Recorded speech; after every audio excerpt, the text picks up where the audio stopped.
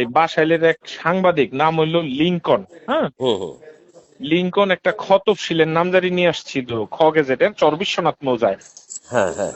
পরে দলিলপত্র আমার কাছে দিছিল, দলিলপত্র দেওয়ার পরে দলিলপত্র অনুযায়ী আমি কেউরে না পাঠাইয়া সরাসরি আমি গেছিলাম ওইখানে, হুম স্পটে গেছিলাম সরাসরি। স্পটে গিয়েও তাদের বুক দখলে পাই না, এবং দলিলপত্রগুলি আমি আমার পার্সোনাল পয়সা দিয়া যাচাই করছিলাম, যাচাই করেও সঠিক পাই নাই, দলিলও হুম সঠিক পাই নাই, হুম। আপনার স্পটেও বুক দখলে পাই নাই। যার হ্যাঁ। কারণে আমি নিজে গিয়া না পাইয়া ওই কেসটা যেমন বাতিল নামঞ্জুরের প্রস্তাব দিছে। কারণ হুম খগেজেটের জায়গা যদি দলিলও সঠিক না থাকে, বুক দখলও সঠিক না থাকে, তাইলে তো আমার হুম। সমস্যা হয়।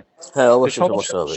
সমস্যা হয় এই কারণে, যেমন লিঙ্কন জানাইয়া ডাইকা আইনা জানাইয়া কথা বইলা তারপরে এটা বাতিল করার জন্য নামঞ্জুরের জন্য দিছি আর কি, ওটা বাতিল হয়েছে। হুম হুম তো ওইটা বাতিল হওয়ার কারণে ওইটা ওরও কাজ না, হিন্দুদের কাজ নিছিল। হুম হুম ওরও কাজ না, ও সম্ভবত মিডিয়া হিসাবে নিছিল। হুম তো এটা বাতিল হওয়ার পরে ও প্রচন্ড ক্ষেপা গেছে, এখন আমারে বিভিন্ন ভাবে হুমকি দুমকি দিতেছে, বিভিন্ন মানুষের কাছে হুমকি দুমকি দিতেছে যে আমারে দেখে নিব, এই হুম করব সেই করব, বিভিন্ন ভাবে হুমকি টুমকি দিতেছে। পরে হুম। শেষে আমি মুক্তার ভাইয়ের সাথে আলাপ করলাম, আপনাদের প্রেস ক্লাবের সাধারণ সম্পাদক জি। মুক্তার ভাইয়ের সাথে আলাপ করলাম। পরে মুক্তার ভাই বলল যে প্রেসিডেন্ট সাহেবের একটু ফোন দেন, আপনি বিষয়টা একটু জানান। তো হুম ও বিভিন্ন মানুষের কাছে বিভিন্ন রকম কথাবার্তা কইতাছে যেগুলি আমার মানহানিকর। হুম ওনার কাছ থেকে কোনো টাকা পয়সা নেই নেই, বরঞ্চ আমি আমার নিজের পকেটের টাকা দিয়ে দলিল যাচাই করছি, দলিল সঠিক পাই নাই, হুম স্পটে জায়গা গিয়া দখলে পাই নাই, তারপরে ওনার ডাইকা হুম। বুঝাইয়া বাতিল করছি।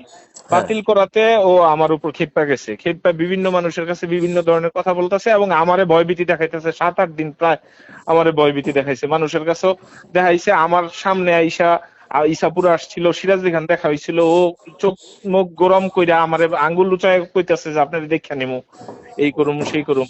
এই অবস্থার মধ্যে আছি ভাই এখন। এখন আপনাদের দপ্তর প্রধান যে ছিলেন ওনাকে বিষয়টা অবগত করছেন? বিষয়টা আমি আজকে অবগত করবো আর কি। গত বুধবার দিন তো এই কথা হয়েছে, বৃহস্পতিবার স্যারে, হুম বৃহস্পতিবার শুক্রবার শনিবার তো বন্ধ, আমি আজকে অবগত করবো স্যারের। হুম।